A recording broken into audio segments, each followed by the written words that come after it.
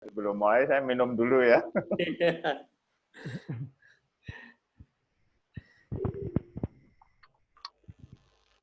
Boleh minum tapi tidak boleh ngerokok. Tidak boleh makan juga. Boleh pakai dasi, boleh pakai sarung, tidak kelihatan. Yang penting atasnya ada bajunya, Pak. Iya, orang-orang kita kan kadang-kadang yang penting atasan, tidak mikir bawaan.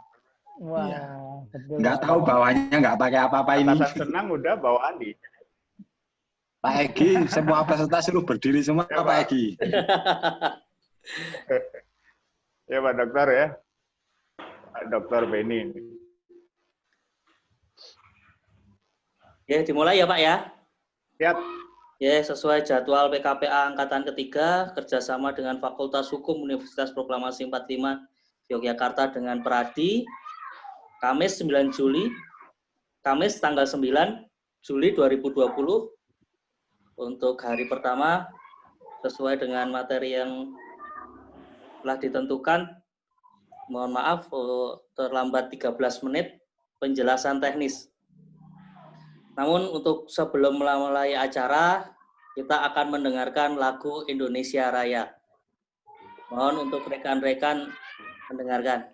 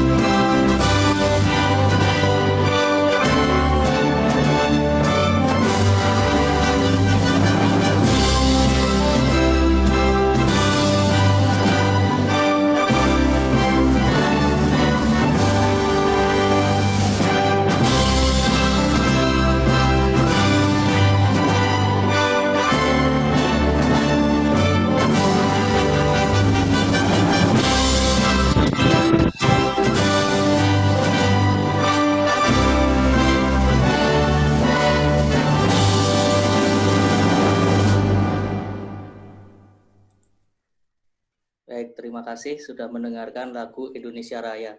Untuk selanjutnya, disilakan kepada panitia menjelaskan tentang penjelasan teknis untuk PKPA ini. Kepada Pak Dr. Kambali. Ya, baik. Disilakan. Terima kasih Pak Egi. Assalamualaikum warahmatullahi wabarakatuh.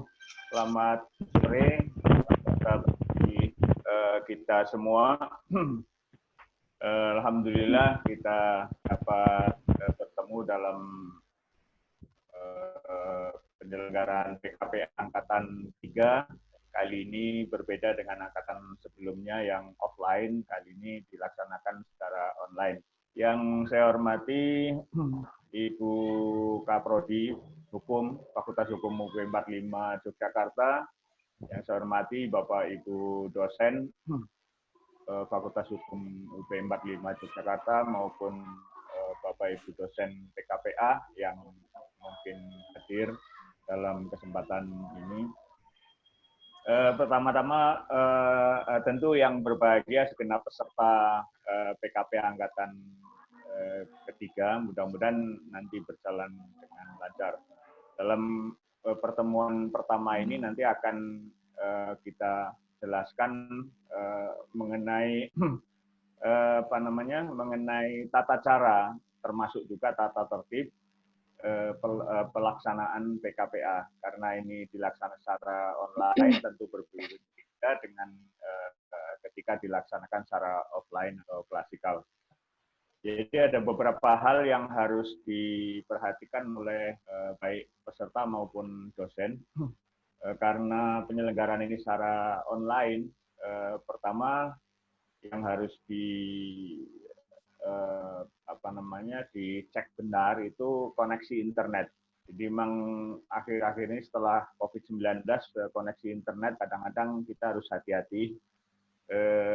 Kalau Bapak Ibu atau saudara-saudara peserta PKPA menggunakan PC atau komputer atau laptop, mungkin juga perlu ada cadangan HP karena HP relatif lebih ringan untuk Zoom. Kita akan menggunakan Zoom. Kalau nanti untuk materi mungkin juga kita akan memanfaatkan Google Classroom, tetapi pada umumnya untuk pembelajaran kita atau presentasi kita menggunakan Zoom Cloud Meeting. Nah, untuk ini nanti ID-nya dan password-nya akan dibagi tidaknya ya paling lambat 60 menit sebelum PKPA dimulai. Dan ini akan kita mulai pada hari ini juga,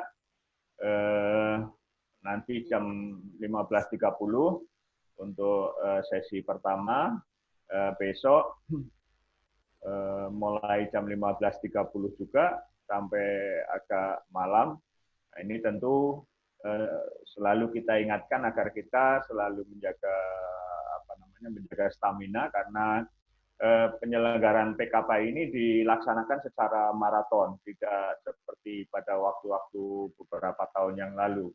Dilaksanakan tidak secara maraton dan dilaksanakan dalam waktu yang relatif lebih lama. Dan PKPA sekarang ini relatif dilaksanakan lebih singkat. Jadi mungkin nanti kita tanggal 19 Juli sudah selesai dan bisa evaluasi. Harapannya saudara-saudara peserta bisa mengikuti dengan baik, kemudian nanti bisa mengikuti ujian profesi advokat dan lulus semua. Alhamdulillah angkatan-angkatan sebelumnya, angkatan 1 dan 2, PKPA Fakultas Hukum Universitas Proklamasi 45 lolos. Saya hitung itu 2% yang tidak lolos, hanya 1 yang tidak lulus UPA yang diselenggarakan pada bulan Januari atau Februari kemarin. Nah, ini ada beberapa penjelasan teknis yang ingin saya sampaikan, tata cara sekaligus juga tata tertib. Jadi peserta PKPA angkatan ketiga pola daring atau online ini ada beberapa hal yang harus diperhatikan karena penyelenggaraan ini direkam dan akan dilaporkan ke DPN, Dewan Pimpinan Nasional Pradi di Jakarta. Sehingga tata tertib ini harus dipatuhi. Jangan sampai nanti saudara-saudara kurang dari 80% kehadiran, karena kalau kurang dari 80% kehadiran, saudara tidak berhak atas sertifikat PKPA. Dan kalau tidak memiliki sertifikat PKPA yang dikeluarkan oleh Pradi, dalam hal ini Pradi di bawah pimpinan Profesor Fauzia Sibuan, itu tidak bisa mengikuti ujian profesi advokat. Itu yang pertama untuk kesopanan kita selama kegiatan belajar mengajar. Baik, izin saya share Pak Egi biar terbaca. Baik Pak, silakan. Ya ini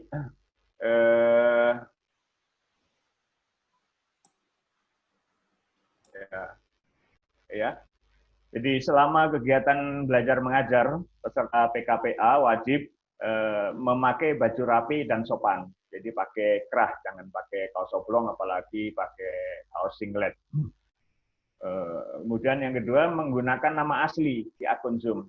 Jangan nama samaran atau nama alias, Atau mungkin nama HP, ada juga biasanya kalau Zoom itu ada Android, Oppo itu yang muncul Oppo atau Android ini tidak diperbolehkan.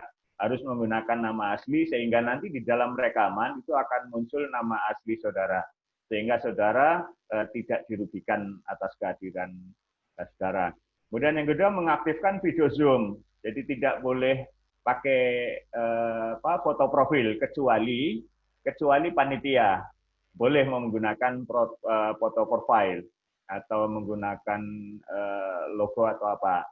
Kalau peserta dan dosen tentunya itu harus mengaktifkan video Zoom-nya dan tampak wajah. Artinya tidak boleh pakai masker. Toh kita tidak berhadapan, kita sangat benar-benar physical distancing kita jaga, karena kita di tempat masing-masing tidak menggunakan masker, saya kira tidak apa-apa. Jadi tampak wajah, tidak tertutup. Kemudian yang dua, peserta PKPA harus memastikan koneksi internetnya baik. Ini akan merugikan sendiri kalau koneksi internetnya tidak baik. Panitia akan berusaha koneksi internet Zoom panitia ini akan berusaha sebaik mungkin. Peserta harus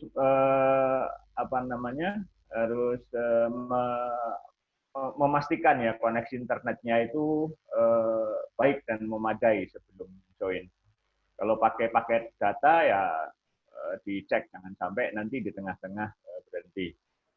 Kemudian pada saat dosen nomor 3, pada saat dosen PKPA menyampaikan materi ajar, peserta PKPA wajib untuk mute, untuk mensilentkan mikrofon. Jadi mikrofonnya di-off-kan, di-mute, ya, agar suara dosen PKPA terdengar jelas dan tidak ada kebisingan di ruang Zoom. Tadi kita dengar bersama Pak Egi sebelum memutar lagu Indonesia Raya, bukan menyanyikan lagu Indonesia Raya, tetapi kita mendengarkan. Kita disuruh mendengarkan Indonesia Raya. Bayangkan kalau tadi Pak Egi meminta agar kita menyanyikan Indonesia Raya, ruangan Zoom ini akan riuh dengan suara kita yang stereo. Kemudian 4, ya. Pada saat dosen PKPA menyampaikan materi ajar, PKPA tidak diperkenankan. Ini mohon diperhatikan benar karena nanti dosennya bukan hanya kami, bukan hanya saya dan Bapak Ibu yang hadir di sini, tetapi juga nanti dari Dewan Pimpinan Nasional juga ngajar juga. Jangan sampai mereka kecil hati atau kecewa melihat penampilan kita. Jadi tidak diperkenankan, peserta PKPA tidak diperkenankan menonaktifkan kamera video Zoom-nya dan diganti dengan foto profile. Kemudian meninggalkan ruang Zoom, tidak diperkenankan meninggalkan ruang Zoom. Apalagi seliwar-seliwar ke sana kemari jalan-jalan.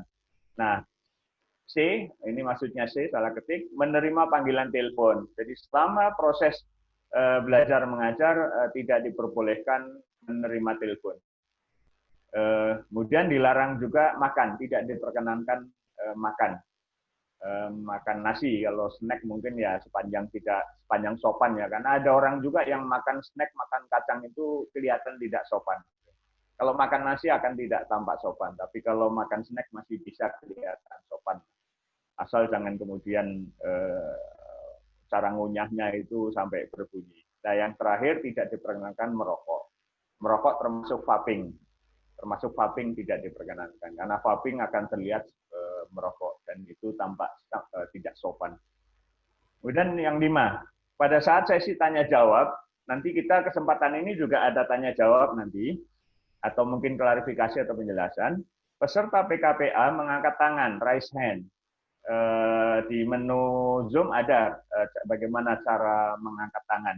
Boleh juga mengangkat tangan begini juga boleh, begini juga boleh, begini juga boleh, ya kayak uji nyali gitu. Bisa juga diklik simbol untuk raise hand di menu di bawah itu. Mengangkat tangan, raise hand, dan menyebutkan nama. Barulah dosen pengajar akan mempersilahkan bertanya. Atau mungkin bisa juga bertanya melalui chat, dan nanti chatting itu akan terekam juga pertanyaan itu. Nah, pertanyaan itu tidak selalu bisa terjawab karena masalah waktu. Itu akan kita inventarisir dan akan menjadi bahan nanti mungkin pada saat kita try out itu bisa kita bahas lebih leluasa. PKPA ini kita dibatasi oleh waktu. Kemudian peserta PKPA boleh berbicara apabila sudah diizinkan oleh dosen pengajar atau host ya, atau operator. Tadi hostnya itu Pak Egi ya. Kalau tadi ya. Kemudian yang 6, peserta PKPA wajib mengisi form presensi. Yang tadi sudah saya bantu, saya share form presensinya, linknya sudah dibagi dalam kolom setting. Silahkan itu diisi, caranya dengan klik, ada 2 pertanyaan di situ, kesan-pesan silahkan ditulis. Mau sekarang boleh, mau nanti, jangan sampai setelah selesai baru mengisi, karena setelah selesai itu close. Jadi di setting dengan form limiter, ketika sudah selesai jamnya, maka link tersebut close, tutup. Kemudian yang ketujuh, peserta PKPA yang memenuhi ketentuan kehadiran, tadi saya sampaikan, sekurang-kurangnya 80% dari seluruh sesi PKPA berhak mendapatkan sertifikat PKPA. Dan sertifikat PKPA ini menjadi syarat untuk bisa ikut tes atau ikut ujian profesi advokat UPA yang diselenggarakan oleh DPN Pradi. Tanpa memiliki sertifikat PKPA, seseorang tidak bisa mendaftar untuk mengikuti UPA. Ini menjadi penting ya. Jangan sampai kurang dari 80%. Kalau bisa 100%, jangan kemudian 20% dihitung-hitung. Ah, ini saya masih punya jatah 10%, masih punya jatah, lebih baik tidak demikian. Karena pasti nanti materi-materi dalam PKPA ini itu ada hal-hal baru, ada hal-hal yang mungkin di perkuliahan belum pernah diperoleh. Karena nanti pengajarnya itu sebagian besar adalah praktisi advokat maupun ada praktisi notaris, ada juga hakim, ya nanti ada ketua pengadilan tata usaha negara itu yang akan menyampaikan materi hukum acara peradilan tata usaha negara. Kebetulan beliau alumnus Fakultas Hukum UP 45, sekarang menjadi ketua pengadilan tata usaha negara Bandung. Itu tentu nanti akan ada hal-hal yang saya yakin di perkuliahan dulu belum pernah disampaikan ya, atau diperoleh. Terakhir, Zoom meeting ID dan passwordnya akan dibagikan selambat-lambatnya 60 menit sebelum kegiatan belajar mengajar. Nanti akan di-share oleh panitia ID dan passwordnya. Dan tolong dilarang keras memberitahukan link, ID, password Zoom kepada orang yang tidak berhak. Dan nanti rekaman video peserta bisa memperoleh. Jadi peserta nanti akan diberi materi masing-masing dosen, kemudian juga link video ya untuk dokumentasi kenang-kenangan. Sekaligus juga bagi panitia itu sebagai bukti laporan kepada DPN bahwa penyelenggaraan bahwa PKPA ini sudah terselenggara dengan baik. Baik, saudara-saudara sekalian. Saudara-saudara, ya, tidak ada yang sekalian kan? Jadi kan tidak ada sekalian. Kalau saya ngomong saudara-saudara sekalian, berarti keliru. Ini kebetulan Pak Dekan sudah hadir. Assalamualaikum Pak Dekan. Waalaikumsalam warahmatullahi wabarakatuh. Ya, beliau yang akan mengisi sesi pertama setelah kita selesai penjelasan teknis ini akan diisi oleh beliau. Kalau selesainya 15.30, ini sudah 31. Maka diakhiri 16.30. Kalau berakhir nanti kita mungkin masih perlu dialog sebelum lebih lanjut melaksanakan. Mungkin selesainya jam 16 ya Pak Dekan punya waktu sampai pukul 17. Atau nanti monggo diatur oleh dosennya masing-masing. Sebelum saya melanjutkan, izinkan saya memperkenalkan yang hadir di sini. Di sini ada Pak Dekan, Bapak Sukirno Hairi SKMH, ini Pak Dekan. Monggo Pak untuk Anda biar yang mana yang Pak Dekan mengucapkan salam atau raise hand, monggo. Saya Pak Dekan. Ya, Assalamualaikum warahmatullahi wabarakatuh.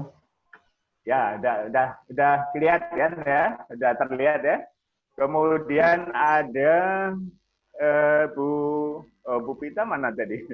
Bu Tiah Rosiana Puspita Sari SH LLM, beliau Kepala Program Studi Hukum Fakultas Hukum UP 45. Dipersilakan Bu Pita memberi salam. Biar kelihatan mana yang Bu Pita. Ya, Assalamualaikum warahmatullahi wabarakatuh. Assalamualaikum warahmatullahi wabarakatuh. Ini Selamat Bu sore Pita. teman-teman semua. Siap, nggih. Ini Bu Pita, Kaprodi, kemudian Bu Lucy izin menjemput Ibu.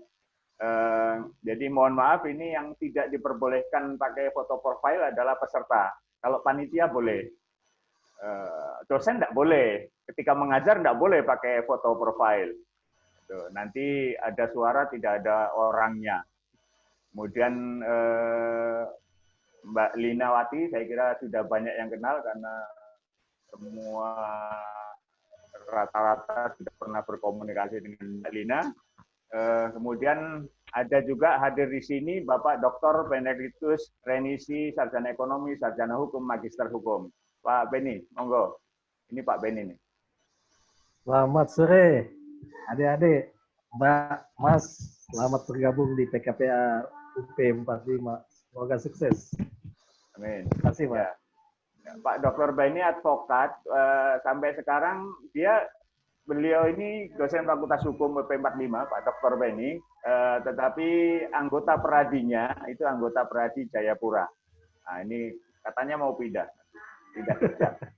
Saya tidak tahu pindah kota atau pindah kampung kalau ke Jogja. Kemudian juga hadir di sini ada Pak Puguh, ini tidak ada videonya, jadi Pak Puguh. Assalamualaikum Pak Puguh. Iya, tidak kedengaran juga. Nah, ini Mbak Lina sudah kelihatan wajahnya, itu Mbak Lina. Kalau di Zoom saya itu di pojok kiri bawah. Monggo Mbak Lina nyalami.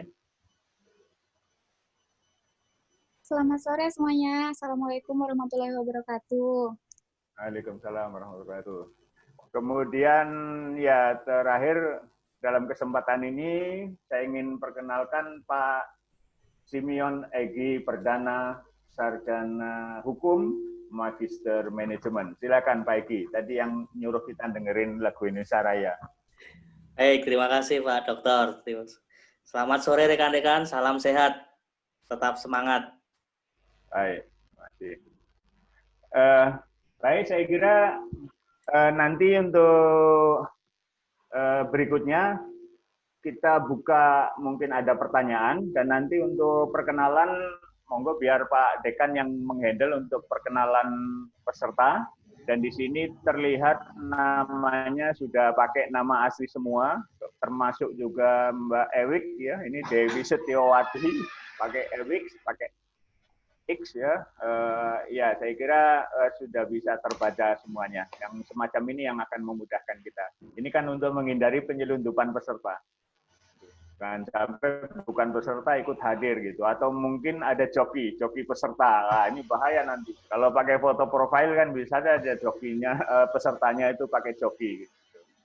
Baik, mungkin sebelum saya mengakhiri barangkali ada pertanyaan dari peserta atau mungkin ada tambahan dari nanti untuk Pak Dekan nanti saja di sesinya. Nah, kita beri kesempatan barangkali Pak Bu Pita atau Pak Dr. Beni atau Bu Lucy mau menambahkan, dipersilakan. Pak Dekan nanti biar masuk di sesi beliau untuk saran-saran dan tanya. Monggo, siapa yang mau memberikan tambahan? Bu Pita barangkali, Bu Pita? Enggak, Pak. Saya rasa enggak. Cuma nanti mengingatkan aja nanti kita foto dulu sebelum mulai materi. Oh ya, sekarang habis ini foto ya. Iya. Terus? Tolong Mas Egi di screenshotkan ya. Baik Bu. Ya. Pak Dr. Beni barangkali ada yang mau disampaikan? Cukup Pak Ambali, nanti saja. Cukup, terima kasih. Ya, Bu Lucy barangkali. Cukup Pak. Oke, tidak ada ya. Baik.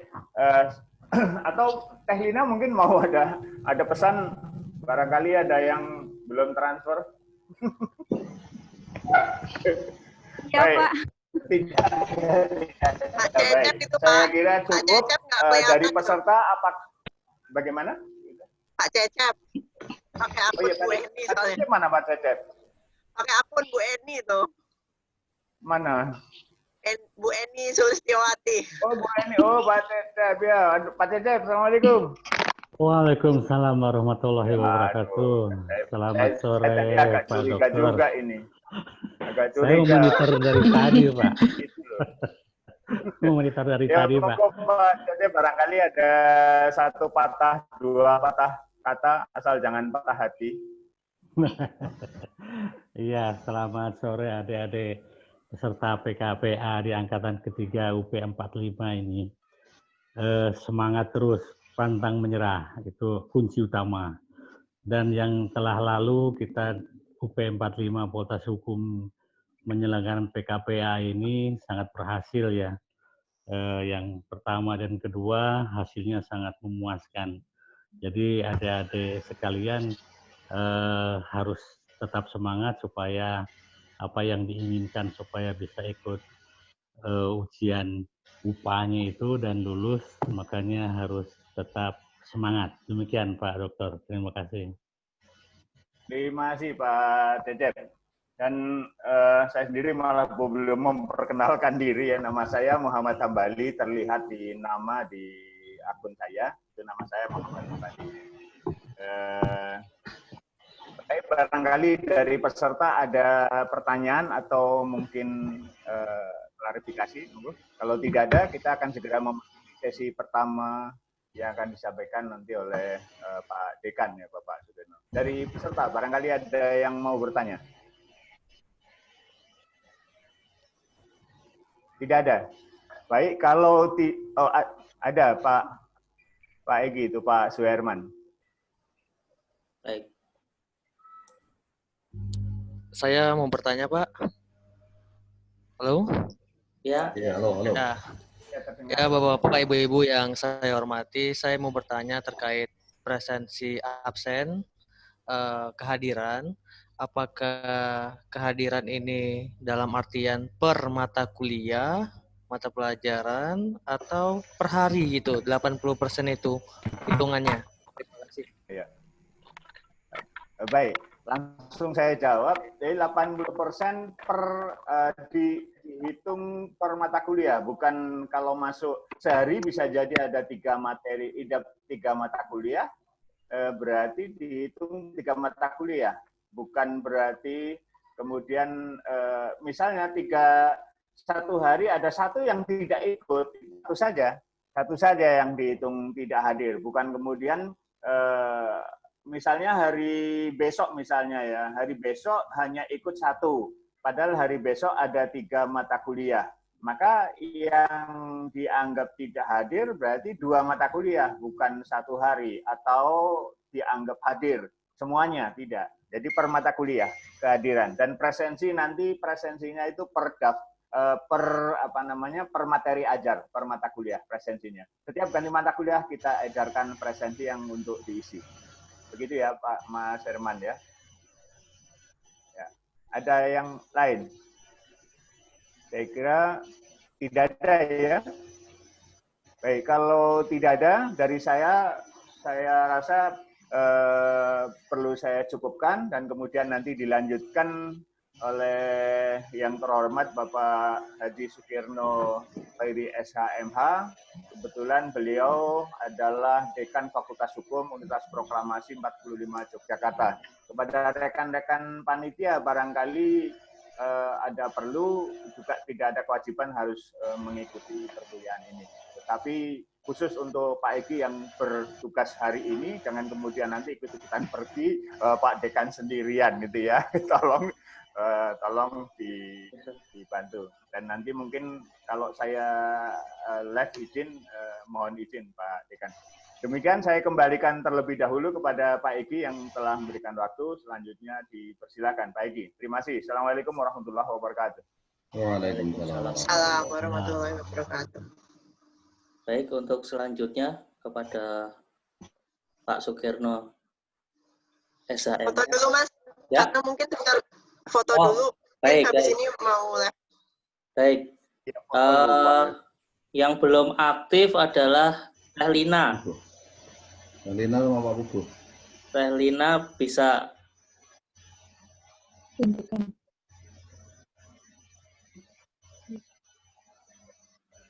Bisa Pak, sebentar Pak.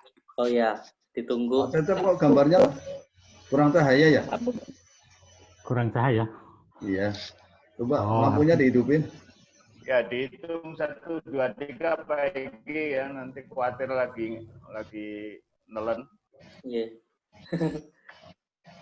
pindah tempat. Oke, pindah. Nah, biar kelihatan wajahnya tuh. Pak, bukunya belum. Bentar Pak, ada yang bergabung. Salah satu peserta, siapa ini? Mohon menunggu sebentar. Oke. Pak Pugo?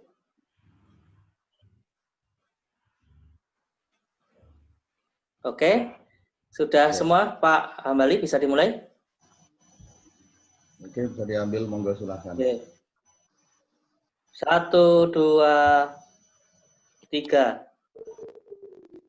Ya. Terima kasih rekan-rekan semuanya. Monggo Pak Ketno, waktu dan tempat silahkan. Oke. Assalamualaikum warahmatullahi wabarakatuh. Selamat sore. Selamat sore dan salam sejahtera untuk kita semua. Saudara-saudaraku semua yang saya hormati, terima kasih sekali telah bergabung dengan keluarga besar Universitas Proklamasi 45 Yogyakarta, Fakultas Hukum, khususnya melalui program pendidikan profesi advokat, pendidikan khusus profesi advokat yang untuk kali ini kita selenggarakan angkatan yang ketiga, meskipun tidak sebanyak pada angkatan 1 dan 2, tapi kita bersyukur di tengah-tengah kondisi masih berlangsungnya pandemi COVID-19, kita masih bisa menyelenggarakan dan mudah-mudahan nanti tentu saja akan bisa mengantarkan saudara-saudara semua untuk menjadi profesionalis, menjadi advokat handal, menjadi calon penegak hukum yang akan menegakkan keadilan bagi seluruh manusia, khususnya bagi masyarakat Indonesia. Oleh karena itu, terima kasih. Ini waktu yang disiapkan untuk saya pas lewat 1/4 jam, sehingga nanti mudah-mudahan jam 16.45 ya. Jam 16.45 saya harus menyelesaikan karena waktu yang disediakan 1 jam sesi saya. Betul Pak Egi ya? Betul Pak. Oke.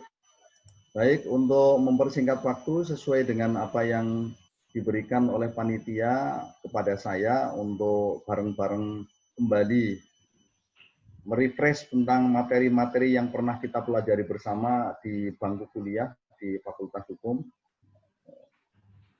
Kita nanti akan bareng untuk kembali mengingat, merefresh hal yang terkait dengan sistem peradilan di Indonesia.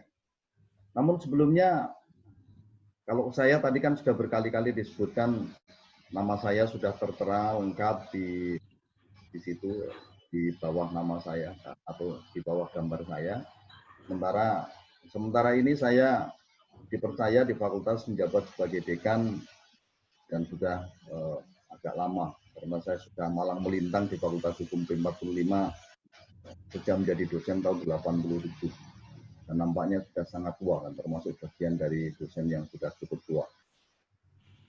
Yang belum, kemudian saya berharap untuk agak sedikit mengenal lebih jauh nih.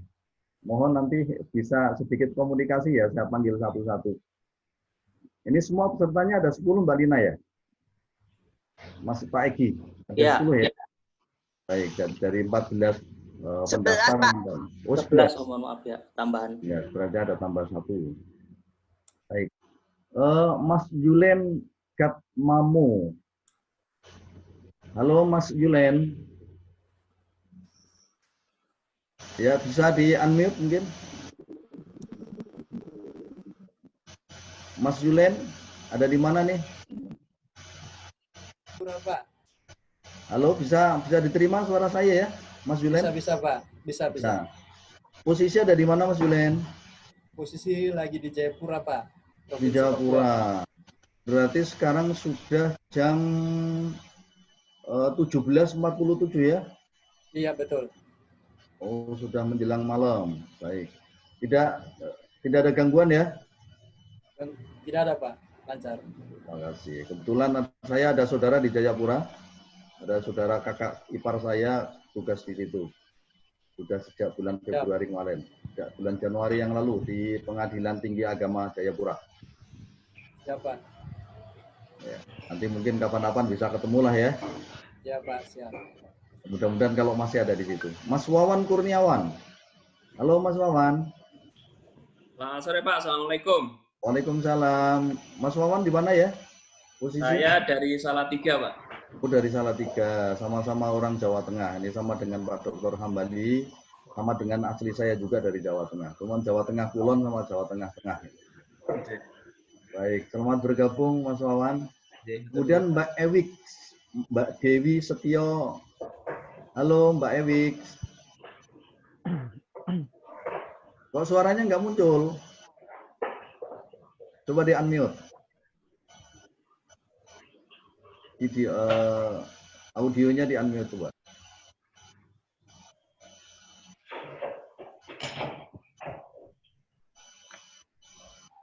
Bisa dibantu? Oh ya, oke. Sudah ada suaranya bisa ditangkap suara saya Mbak Ewik? Pak. Bisa ya. Mbak Ewik ada di mana? Saya di Magelang, Pak. Oh, cuma deket. Asli Magelang? Iya. Asli Magelang. Berarti wong Jawa ya foto-foto ketuk Nindri. Nggih, Pak. Iya, Mbak Ewik. Selamat bergabung Mbak Ewik. Semoga sukses selalu untuk penjenengan dan kita semua. Sehat ya. Baik, kita lanjutkan Mas Septian Dwi Cahya. Halo Mas Septian. Suaranya belum muncul. Mbak Septian, Mas Septian. Bisa terdengar suara saya Mas Septian di situ? Belum terdengar, Pak. Iya, ya. Baik, kita lewati dulu Pak Suherman. Mas Suherman dari mana nih? Assalamualaikum warahmatullahi wabarakatuh. Saya dari Tanjung Pinang, Kepulauan Riau. Kepulauan Riau, alhamdulillah cukup jauh ya dari Kepri ya. Ya. Sudah pernah ke Jogja Mas Herman? Belum sama sekali Pak. Belum sama sekali. Kapan-kapan harus main ke Jogja dan harus mampir ke Fakultas Hukum P45 karena nanti penjenengan lulus rampung PKPA sudah menjadi alumni Fakultas Hukum P45 juga. Baik, terima kasih Mas Herman, selamat bergabung. Mbak Eka Rahmawati, halo Mbak Eka. Mbak Eka bisa connect? Mbak Eka rupanya belum bisa. Mas Justina, oh Mbak Justina, Mbak Justin, wah ini anak saya nih. Halo Justina, Tin. Hadir Pak, hadir Pak. Kamu ada di mana sekarang? Masih di Jogja, Pak. Oh, masih di Jogja. Saya kira udah pulang ke Ambon kamu. Masih di Jogja, Pak. Masih di Jogja. Sudah sehat Mbak Justina ya? Siap, Pak. Oke, lama nggak ketemu, tambah subur aja kamu. Mas Mubarok. Assalamualaikum Mas Mubarok. Suaranya belum muncul, tolong di-unmute. Audionya Mas. Ya, selamat sore Pak. Ya, selamat sore. Assalamualaikum Mas Mubarok. Mas Mubarok tinggal saya di mana? Dari Wonosobo ini Pak. Oh, dari Wonosobo. Berarti cuma dekat sama Mbak Awik ya. Mbak Awik. Ya, dekat itu. Wonosobo ini Wonosobo satu daerah dengan Pak Puguh Indrawan. Jadi kita punya tentunya sarjana hukum sekaligus punya budayawan Pak Puguh. Nanti bisa berbincang banyak karena beliau dari sana dan menjadi tokoh budayawan diantaranya yang biasa berjuang terutama kaitannya dengan perjuangan HAM. Kemudian Mas Muhammad Indra Prasetya. Ya, selamat sore. Assalamualaikum Mas Indra. Waalaikumsalam Pak, selamat sore. Iya, Mas Indra dari mana? Dari Jogja, Pak. Oh, Jogja. Dari Tinggalnya Jogja. mana di Jogja, Mas? tinggalnya di Sagan, Pak. Oh, di Sagan. Sebelah mana SD Muhammadiyah? Oh, itu Sagan, ke ya? utara, Oh, Pak. Sagan. Dari UGM? Dari belakang Panti Rapih, Pak. Oh, belakang Selatannya Panti Rapih. Oke. Iya. Terima kasih, Mas Indra. Telah bergabung. Sama-sama, Pak. Mbak Ika gimana? Mbak Ika sudah bisa connect? Halo, Mbak Ika. Cek, sudah. Sudah, ya. Mbak Ika, Assalamualaikum, tolong Bapak, mengenalkan diri dan dong, ya. salam kenal untuk semuanya. Dari saya Ika Rohmawati, saya dari Kebumen. Dari Kebumen. Posisi di mana, sebelah mana Kebumen? Saya di Kebumen Kota, Pak, Polres. Kebumen Kota, Polres. Mertakanda kalau begitu ya? Oh, Polresnya sekarang Ya, yang Pak? anu ya? Jalan Indra Kila ya, Polresnya ya? Bukan, Pak. Mana Polresnya? Hah? Ini Bawaslu ini Pak Dekan. Ya, saya di Bawaslu, Pak. Oh, di Bawaslu. Alhamdulillah Bawaslu. Iya. Ya, mahasiswa saya dulu ada alumni Fakultas Hukum juga yang sekarang juga jadi pernah Bawaslu di provinsi. Dulu lama di KPU. Pak Dr. Teguh. Ya, relasi kami yang ada di Kebumen sekarang. Dalamnya dekat dengan Pak Hambali. Lumayan jauh. Oh, tinggalnya di mana, Mbak Eka? Saya di Kembaran, Pak. Kebumen aja. Iya, di Kembaran, ya. Kembaran, betul. Berarti kan terminal lama Ngetan, toh? Jalan mau ke Candi Mulyo. Iya. Baik. Saya belum terlalu paham ini. Baru soalnya, Pak. Kalah lincah dengan saya. Baik, Mas Febrian. Mas Febriandri. Suaranya kok belum terdengar? Pak. Selamat sore, Pak. Selamat sore. Silahkan mengenalkan diri, Mas Febrian. Lagi di Jogja, Pak. Oh, lagi di Jogja. Asli dari mana, Mas Febrian? Medan, Pak. Dari? Medan, Pak. Medan. Oh, dari Medan. Tapi posisi di Jogja ya? Cuma sinyalnya kayaknya kurang bagus, Mas Febrian ya? Iya, Pak. Putus ya, Pak. Oke, terima kasih. Ini yang terakhir, Mas Septian Dwi Cahya. Tadi belum muncul. Halo. Mas Septian, suaranya sudah keluar belum ya? Monggo mengenalkan diri, Mas Septian.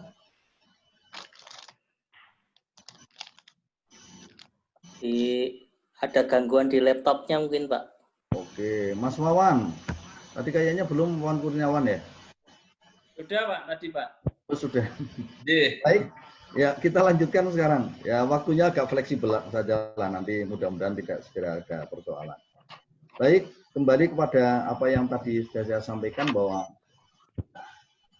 tugas yang diberikan kepada saya oleh panitia, saya sore hari ini harus mengawali untuk memberikan materi dalam rangka pendidikan khusus profesi advokat angkatan ketiga di Fakultas Hukum P45 yang kerjasama dengan Pradi ini, untuk bareng-bareng kita belajar tentang sistem peradilan di Indonesia. Oleh karena itu, langsung saja masuk ke materi dengan saya akan tampilkan di screen. Saya siapkan sendiri Pak Egi ya. Oh, baik Pak, siap. Oke.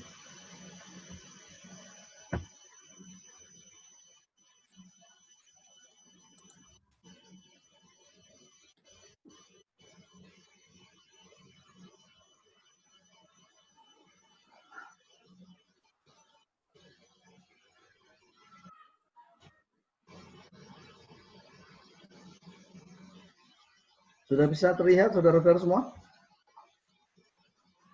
Tampilan dari screen saya? Ya. Materi sudah ya? Baik.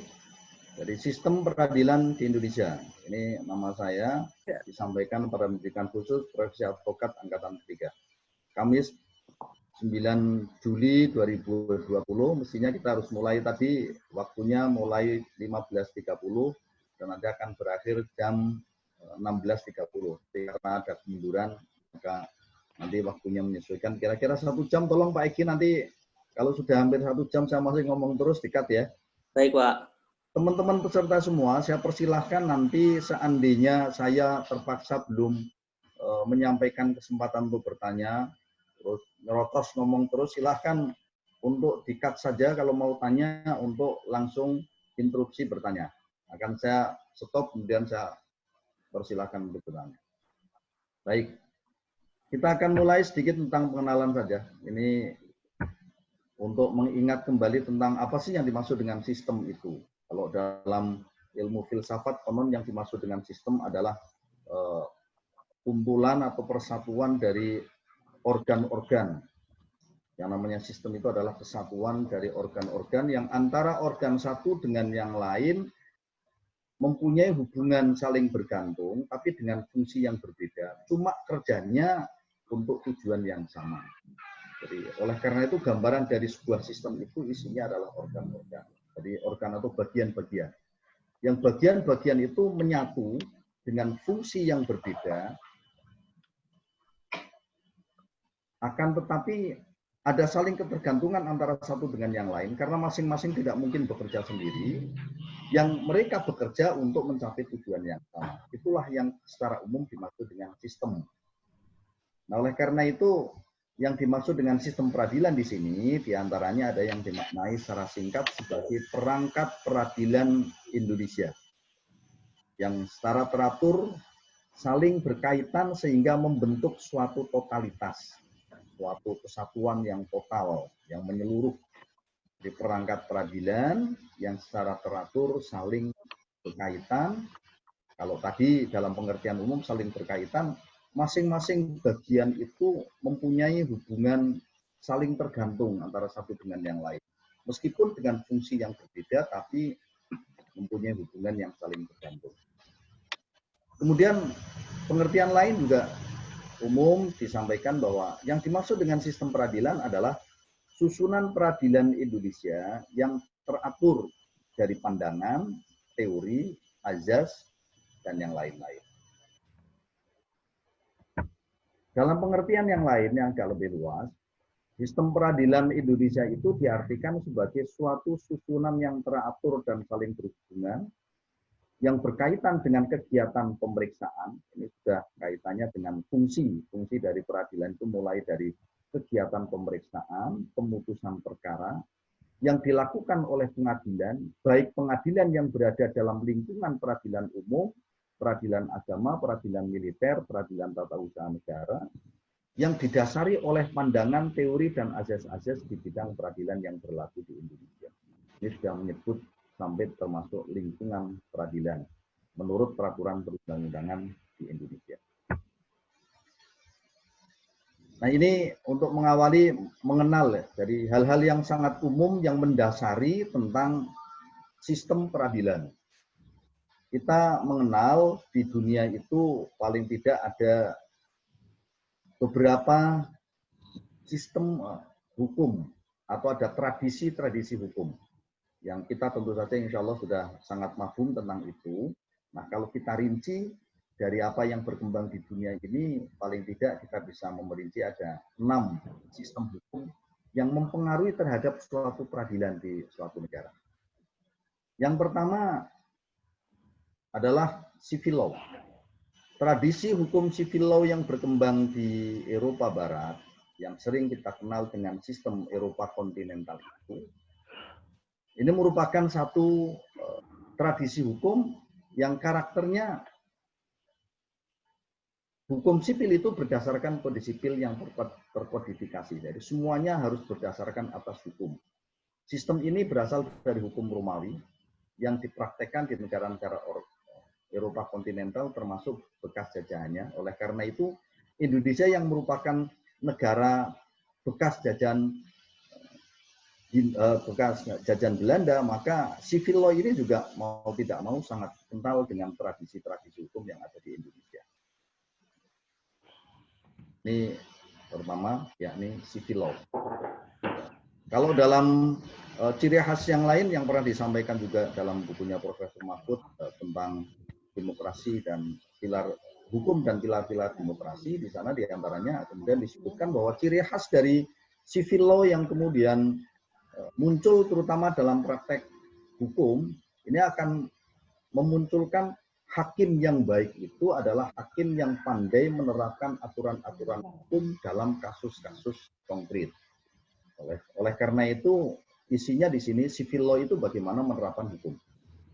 Bukan bagaimana menemukan hukum, apalagi kemudian berkreasi untuk membentuk aturan hukum. Jadi, kalaupun kemudian ada pembentukan hukum paling banter seperti yang ada di Indonesia, ya hanya muncul dalam penemuan-penemuan hukum yang merupakan wujud dari penafsiran dan pemahamannya dalam menggali aturan-aturan hukum. Jadi, ini yang kemudian muncul bahwa hakim itu memutus harus berdasarkan peraturan perundang-undangan yang berlaku. Ya, paling banter kemudian muncul apa yang dikenal dengan rechtbinding. Jadi tidak termasuk, nanti berbeda dengan yang common law. Kalau common law itu karena dasar hukumnya adalah hukum yang berlaku dalam masyarakat, maka bahkan tugas dari hakim adalah untuk menciptakan hukum. Karena di sana ada kebebasan dari hakim, ini terkait juga dengan azas peradilan, ada free Rechtlecher. Free Rechtlecher. Hakim boleh menciptakan hukum atau judgment law. Jadi hakim boleh. Nah, itulah yang kedua, common law, hukum yang berdasarkan pada custom, pada kebiasaan. Oleh karena itu hakim sekali lagi bisa membuat aturan hukum. Bahkan hakim yang baik itu adalah hakim yang mampu menggali keadilan berdasarkan rasa keadilan yang hidup di dalam masyarakat. Oleh karena itu tugas hakim yang utama yang baik adalah judgment law. Jadi berdasarkan kebiasaan, berdasarkan presiden, dan itu kemudian berbeda tentu dengan civil law yang kemudian harus menerapkan aturan yang sudah ada. Nah, sistem ini yang kemudian kita banyak tahu dipraktekkan di negara-negara Anglo-Saxon seperti Inggris, Amerika, termasuk juga Perancis. Kemudian yang ketiga, ada yang kita kenal dengan Islamic law. Islamic law itu adalah hukum yang berdasarkan pada syariat Islam yang sumber utamanya adalah Al-Quran dan Hadis. Dan ini kemudian terutama untuk negara-negara yang berdasarkan ajaran Islam, ini yang kemudian kita kenal dengan Islamic law. Atau kalau dalam istilah negara hukum itu dikenal sebagai nomokrasi Islam. Nomokrasi Islam itu adalah konsep negara hukum yang didasarkan pada syariat Islam. Kemudian yang lain, sosialis law. Ini juga kemudian muncul, kalau dalam konsep negara hukum juga dikenal ada yang disebut dengan sosialis legality. Karena apa? Karena memang kemudian muncul ada tradisi sistem hukum yang dipraktekkan di negara-negara sosialis. Yang kita mengetahui diantaranya karakter dari sosialis legality itu adalah dengan memberikan kebebasan, karena ukuran dari keadilan dan kebaikan dari segala sesuatu itu adalah pemikiran manusia yang tidak pernah dikaitkan dengan, karena mereka pada prinsipnya mereka orang-orang yang meyakini tidak ada Tuhan, maka tidak pernah dikaitkan dengan persoalan ajaran-ajaran Tuhan. Oleh karena itu, salah satu di antara ciri khas dari sosialis legality itu di dalam penyelenggaraan atau dalam penentuan keadilan, termasuk dalam proses peradilan di pengadilan itu, termasuk kemudian meyakini tidak ada, ya semata-mata hanya didasarkan pada pikiran manusia. Karena mereka yang kemudian sangat dikenal pemikirannya sangat ateis. Kalau dalam civil law dan common law itu karena kebebasan mereka dengan memberikan kebebasan kepada setiap warga negara dengan ideologi liberalisnya, ada kebebasan terutama untuk memilih yang menjadi sumber utamanya tentu adalah akal, akan tapi mereka juga kemudian memberikan kesempatan, masih ada kemungkinan mereka bebas setiap orang itu untuk mengikuti ajaran agama tertentu, tapi boleh juga untuk tidak mengikuti ajaran agama apapun. Kalau dalam tradisi common law dan civil law itu semua bisa dilakukan. Boleh beragama, boleh tidak. Tapi kalau dalam sosialis legality pada prinsipnya malah justru beragama itu merupakan sesuatu yang bertentangan dengan pemikiran mereka. Kemudian yang kelima, ada yang disebut dengan Sub-Saharan African Law. Jadi sistem hukum yang dipraktekkan di negara Afrika yang berada di sebelah selatan Gunung Sahara. Yang berkekhasan. Mungkin hampir sama juga dengan kekhasannya Indonesia. Yang kalau saya lihat Indonesia itu meskipun ada karakter yang lebih khusus nanti, mirip-mirip masuk pada kelompok yang kelima. Ada tradisi yang disebut sebagai Far First Law. Sistem hukum timur jauh. Timur jauh itu berarti wilayah kayak Cina, kemudian Korea, dan beberapa negara Jepang, yang termasuk bagian dari timur jauh. Kalau timur tengah masuk ke bagian yang sebagian Islamic law. Merupakan sistem hukum yang kompleks karena merupakan perpaduan antara sistem civil law, common law, dan hukum Islam. Nah, kalau kita melihat di Indonesia sebenarnya lebih tepat kita katakan sistemnya lebih banyak dipengaruhi dengan tradisi yang disebut dengan fair first law. Ini kalau Indonesia, meskipun kita nanti akan melihat Indonesia ya, ada kekhasan sendiri karena betapapun harus didasarkan pada nilai-nilai Pancasila. Nah, saya katakan tadi kemudian mirip dengan yang keenam karena sumber hukum nasional Indonesia itu yang sangat kita kenal, sumber hukum nasional ada 3, yakni sistem hukum adat, ini yang kemudian mau tidak mau kita juga pada prakteknya akhirnya harus dekat-dekat dengan sistem common law yang bersifat komunal. Adat merupakan cermin dari kepribadian suatu bangsa dan merupakan penjelmaan jiwa yang bersangkutan dari abad ke abad, ini menurut Suroyo Widjadipuro. Sehingga kalau kita lihat hukum nasional Indonesia itu diantaranya sumbernya adalah hukum adat karena memang dalam kehidupan bermasyarakat itu ketika kita belum mengenal ada kodifikasi, belum mengenal ada aturan hukum yang tertulis, belum ada konstitusi, aturan-aturan hukum itu sudah berkembang sebagai bagian dari kebutuhan masyarakat yang sangat dihormati dalam mengatur kehidupan bersama di komunitas manusia, dimanapun mereka berada. Karena kita sangat mengenal dalam mempelajari hukum bahwa yang namanya hukum itu merupakan gejala sosial. Di mana ada kelompok manusia, bahkan di mana ada hubungan 2 orang manusia, pasti di situ kemudian akan lahir aturan hukum. Karena memang aturan hukum itu tujuannya satu, untuk melindungi hak-hak mereka masing-masing supaya kehidupan mereka dalam rangka melakukan interaksi kemudian terjamin.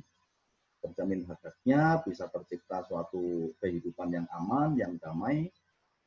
Dan itu sebelum kita mengenal ada kodifikasi, sebelum mengenal kita ada konstitusi, ada naskah aturan hukum yang ditulis, sudah muncul sebagai aturan-aturan hukum adat.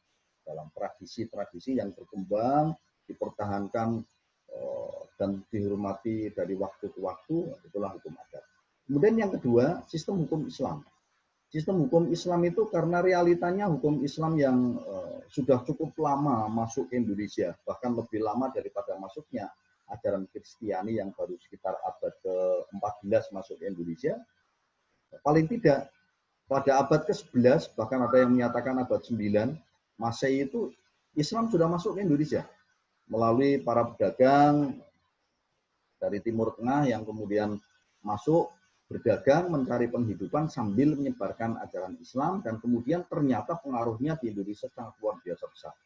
Sehingga sampai kemudian Indonesia itu mayoritas beragama Islam. Nah, karena kondisi sosiologis yang seperti itulah, dengan masyarakat yang sebagian besar beragama Islam, kemudian salah satu dari sumber yang harus menjadi isinya aturan-aturan hukum Indonesia adalah hukum Islam.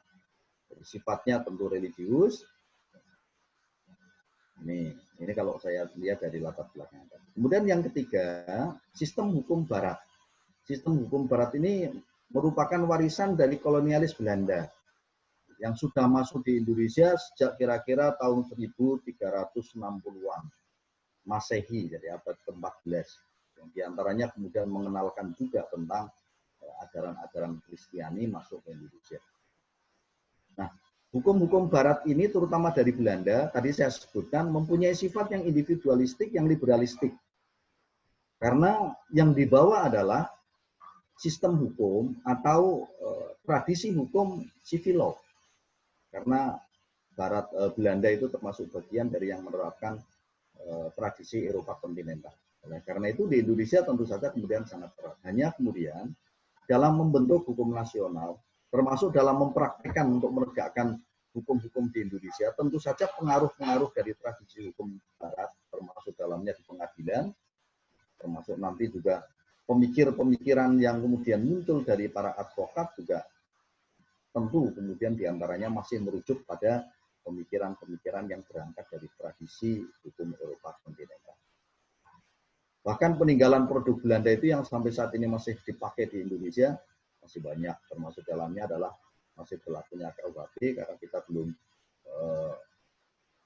bisa membuat sendiri produk tentang kitab undang-undang hukum pidana dari karya bangsa sendiri, meskipun sudah ada beberapa revisi, tapi secara umum masih merupakan peninggalan Belanda, termasuk KUH Perdata. Ini contoh saja. Jadi kalau saya menyampaikan contohnya banyak-banyak, enggak koyong ya Isboro. Ini sekedar sharing saja. Nah, ciri khusus peradilan di Indonesia. Sebelum saya masuk ke ciri khusus peradilan di Indonesia, mungkin ada yang mau nanggapi dulu. Ini saya stop dulu. Saya persilahkan. Ini supaya saya juga dapat ilmu nanti dari teman-teman semua. Dari Bu Eka mungkin, monggo kalau dari Kebumen mau menyampaikan Bu Eka, ada sesuatu yang mau disampaikan untuk tambahan materi saya. Sebelum nanti saya melanjutkan. Belum, Pak. Belum. Coba nanti dulu. Magelang, Mbak Ewix. Suaranya Mbak, ada yang baru bergabung, Prinus Murib. Oh, Mas Prinus. Halo, Mas Prinus. Iya, Pak. Selamat sore, Pak. Selamat sore, selamat malam kamu di situ ya. Iya, Pak. Prinus ada di Papua? Jogja, Pak. Oh, saya kira ada di Papua, ternyata masih di Jogja. Kok nggak pernah kelihatan Prinus kamu? Baik. Oh, Mas. Iya. Agak terlambat Prinus bangun tidur ya? Dari apa? Passwordnya salah masuk terlambat. Gitu. Oke. Yang dari Kepri, Pak Herman, monggo ada? Ada pertanyaan? Atau mungkin ada tambahan, silahkan. Saya mau tanya tentang ini Pak, sistem peradilan Indonesia. Ya. Kita sebenarnya itu menganut sistem peradilan yang condong kemana Pak? Ya. Baik. Nanti jawabannya di slide berikutnya saja Mas Herman ya. Kita kan nanti baru mau masuk ke bagaimana ciri-ciri khasnya dari peradilannya Indonesia. Jadi pertanyaannya nampaknya ke sana. Atau ada yang lain? Ada yang lain, Mas Herman? Cukup sementara, Pak. Sementara cukup. Dari Jayapura, Mas Yulen. Selamat malam, halo. Yulen. Jayapura, halo. Halo. Mau ada pertanyaan, Mas Yulen? Cukup, Pak. Ntar. Cukup. Cukup, Pak. Ya, yang lain tidak ada ya? Kalau tidak ada, kembali ke screen. Baik, kita lanjutkan. Ini sekaligus nanti untuk menjawab pertanyaannya Mas Suherman.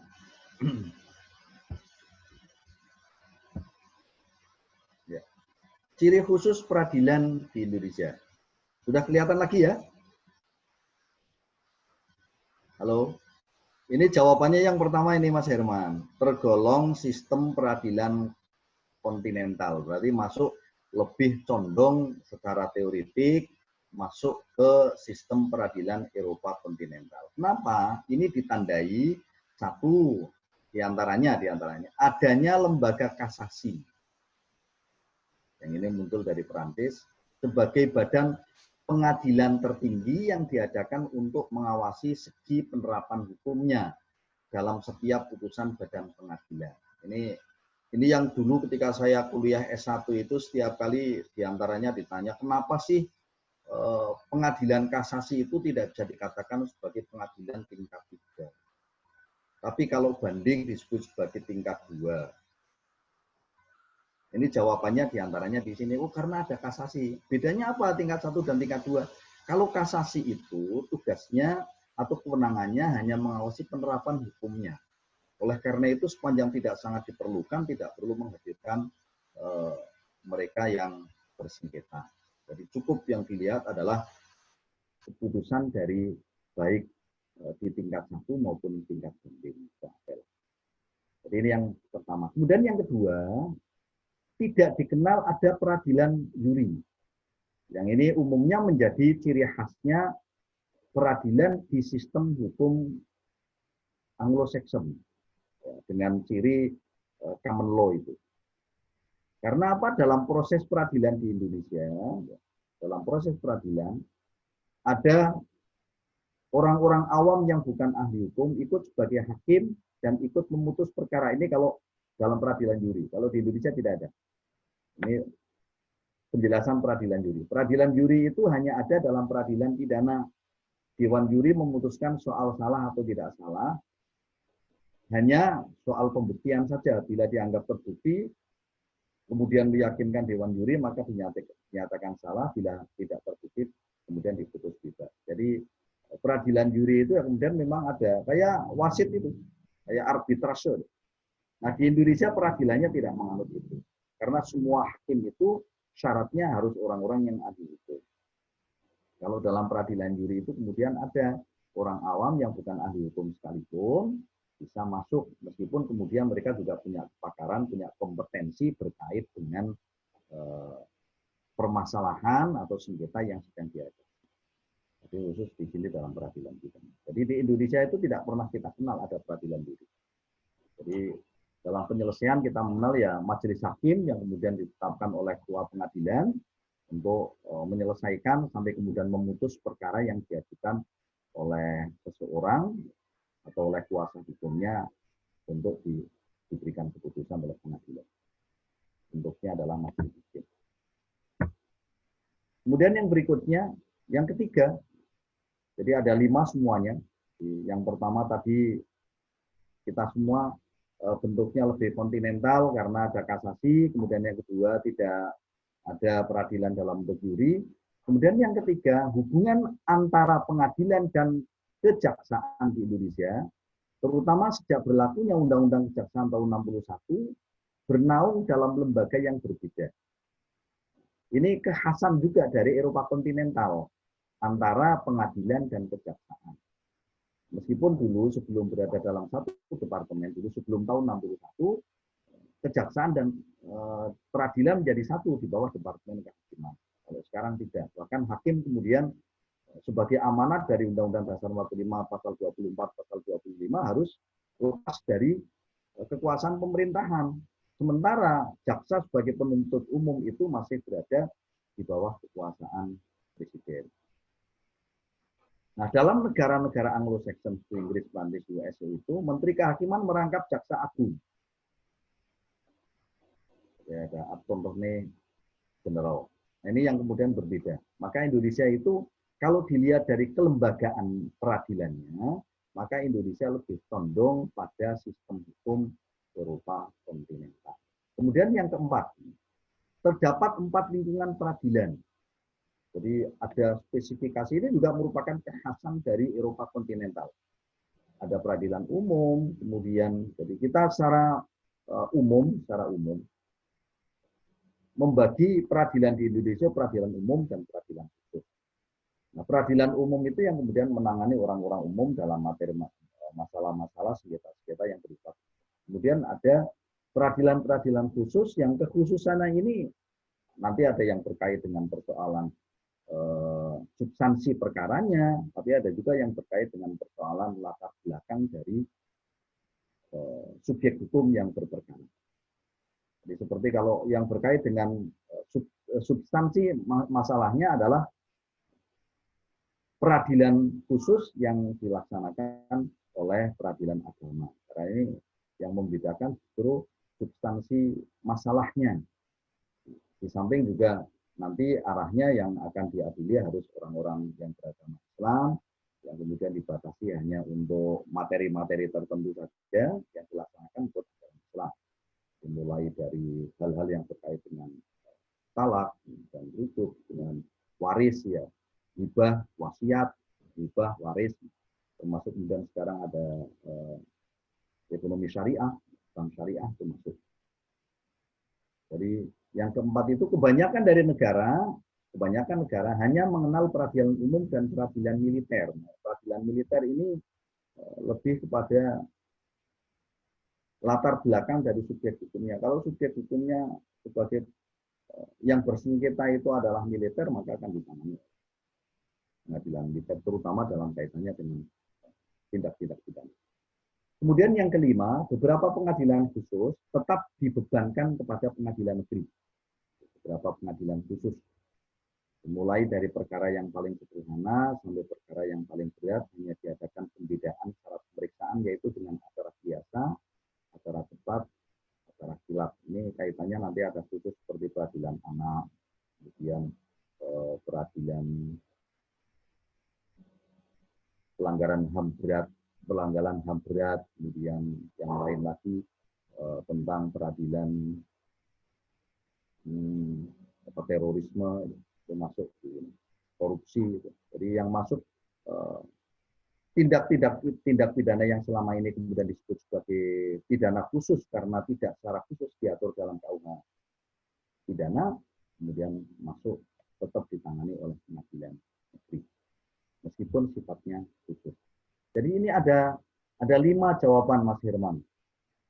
Indonesia itu secara formal, meskipun sekarang dalam praktek itu, kalau dilihat dari tradisinya, tradisi di Indonesia juga hubungan dengan perkembangan dunia yang betapapun tradisi common law itu juga mau tidak mau menjadi bagian dari kehidupan hukum, bahkan keadilan yang benar-benar dirasakan oleh masyarakat menjadi tuntutan. Dalam perkembangannya, Indonesia juga mengarah juga. Ada sebagian yang kemudian mengikuti pemikiran-pemikiran dalam tradisi common law. Tapi secara formal lebih kepada civil law yang sudah berkembang di Eropa. Ini sekaligus juga memastikan bahwa Indonesia yang merupakan negara lama dijajah oleh Belanda, yang merupakan bagian dari Eropa kontinental, tradisi hukumnya masih sangat kental dengan tradisi hukum Eropa kontinental. Baik, ini mungkin ada yang mau saya stop dulu lagi. Silahkan. Sebelum saya lanjutkan, ada yang mau bertanya mungkin? Silahkan Mas Mubarok. Ada? Halo Mas Mubarok. Belum. Belum. Ya. Mas Septian sudah bisa connect? Suaranya yang dari tadi belum muncul? Belum bisa ya? Mas Muhammad Indra? Oke, Mas Yulen. Kayaknya ngacung tadi. Mas Yulen mau tanya? Silahkan Mas Yulen. Pak. Ya. Ya Pak, saya agak sedikit tertarik dengan yang tadi kembali ke belakang itu terkait dengan sumber hukum nasional, Pak. Iya. Ya. Kan kami di Papua itu, Pak, selalu identik dengan namanya itu adat. Ya. Hukum adat. Nah, di dalam Undang-Undang Nomor 21 itu tahun 2001 tentang otonomi khusus bagi Provinsi Papua. Ya. Pasal 50 itu menegaskan bahwa di samping Badan Peradilan Umum itu, pemerintah mengakui adanya peradilan adat di dalam masyarakat hukum adat tertentu khususnya di Papua, Pak. Ya. Nah, berdasarkan Undang-Undang Otsus Papua tersebut, peradilan adat itu merupakan peradilan perdamaian di lingkungan masyarakat Papua, Pak. Ya. Nah, hukum adat yang berwenang memeriksa perkara perdata ataupun pidana. Nah, dalam prakteknya, Pak, keputusan peradilan adat ini biasanya itu menimbulkan masalah, khususnya di Papua. Nah, masalahnya apa? Bagaimana, Pak, kalau salah satu pihak tidak menerima keputusan peradilan adat tersebut? Apakah ada saluran hukum lain yang bisa ditempuh? Sedangkan kebiasaan kami di Papua, jika sudah diselesaikan secara adat, semuanya selesai. Iya, Pak. Terima kasih, Pak. Ya, jawabannya sebenarnya dari yang terakhir tadi. Kalau sudah diselesaikan secara adat, seharusnya semua selesai. Hanya persoalannya tinggal apakah yang berperkara mau taat pada keputusan atau tidak. Hanya kemudian kalau sudah tidak mau taat, terus bagaimana untuk menegakkan keputusan itu? Apakah ada kekuatan yang bisa memaksakan? Jadi kalau seperti keputusan pengadilan itu untuk eksekusinya kan pasti ada pejabat tertentu yang kemudian mempunyai kekuatan memaksa guna melaksanakan eksekusi dari keputusan pengadilan yang punya kekuatan hukum tetap. Tapi satu sisi memang ini kan karena khusus kita akan menggunakan adagium yang sangat umum lex specialis, itu dikhususkan khusus untuk Papua. Ada dua hal yang mungkin perlu digarisbawahi. Pertama bahwa peradilan di Papua yang khusus itu kan merupakan peradilan perdamaian. Perdamaian ini mestinya harapannya kan win-win solution gitu ya. Yang tidak semata-mata kemudian seperti peradilan dalam proses peradilan di lembaga pengadilan. Yang di situ benar-benar kemudian lebih kepada, ya kalau di Indonesia lebih kepada civil law, harus menegakkan hukum. Hukum itu harus ditegakkan hitam putih. Yang kalau tidak mau tunduk bisa dipaksakan. Nah harapannya kemudian kalau di pengadilan di Papua menggunakan peradilan adat, harapannya kan malah justru kemudian bisa melalui pendekatan yang lebih manusiawi sesuai dengan adat kebiasaan yang terjadi di Papua. Karena mestinya harusnya rampung, apalagi namanya aja perdamaian. Dengan berdamai itu kan kemudian menjadi enak, lapang gitu. Ketimbang harus diselesaikan melalui pengadilan. Karena salah satu di antara kekurangan dari keputusan pengadilan itu, tidak setiap orang yang meskipun sudah dikalahkan, itu kemudian akan menerima dengan lapang dada. Karena dalam prakteknya pada akhirnya yang namanya hukum itu hitam dan putih. Dengan hitam putih ini kadang-kadang juga sosiologi hukum itu harus diabaikan. Demi satu tujuan dari hukum itu diterapkan harus ada untuk mencapai kepastian hukum. Nah dengan harus ada kepastian hukum maka harus ada penegaknya yang kemudian diberikan kekuatan. Nah di Papua itu pendekatannya mestinya harus lebih persuasif, yang kemudian sesuai dengan adat melalui peradilan tadi harusnya. Ini kalau sudah selesai di pengadilan adat itu bisa diterima jauh lebih dirasakan enak oleh mereka yang berperkara ketimbang kalau melalui pengadilan. Tapi kalau kemudian memang tidak bisa diselesaikan harus bagaimana? Kalau menurut saya ya, karena ini kemudian tetap harus berkonflik ya harus dimasukkan ke pengadilan biasa. Dalam arti kemudian harus masuk pengadilan negeri. Kalau memang tidak bisa diselesaikan, tapi justru naif. Itu kelebihan yang luar biasa yang diberikan oleh negara kepada saudara-saudara kita yang ada di Papua, yang tidak diberikan kepada yang lain, tapi ini sangat manusiawi. Bahkan kalau saya kaitkan, itulah diantaranya yang kemudian benar-benar mengangkat dari nilai Pancasila, dari kerakyatan yang dipimpin oleh hikmat kebijaksanaan dalam permusyawaratan, termasuk juga kemanusiaan yang adil dan beradab. Mengangkat betul. Karena di sana memang sangat kental dengan nilai-nilai adatnya. Tapi sekali lagi jawabannya, kalau ternyata mereka setelah diputuskan oleh pengadilan adat tetap tidak mau ditaati, umpamanya kalau dalam bahasa Jawanya itu balilo itu ya tidak mau taat lah. Itu yang menurut saya demi tegaknya keadilan ya harus dimasukkan ke pengadilan umum supaya nanti bisa dilaksanakan secara pasti. Ada petugas-petugas negara atau pejabat aparat-aparat yang berwajib yang kemudian ikut menegakkan aturan hukum itu demi tercapainya keadilan. Tapi menurut saya, dengan proses peradilan perdamaian di adat Papua itu menurut saya harusnya itu lebih enak. Harusnya.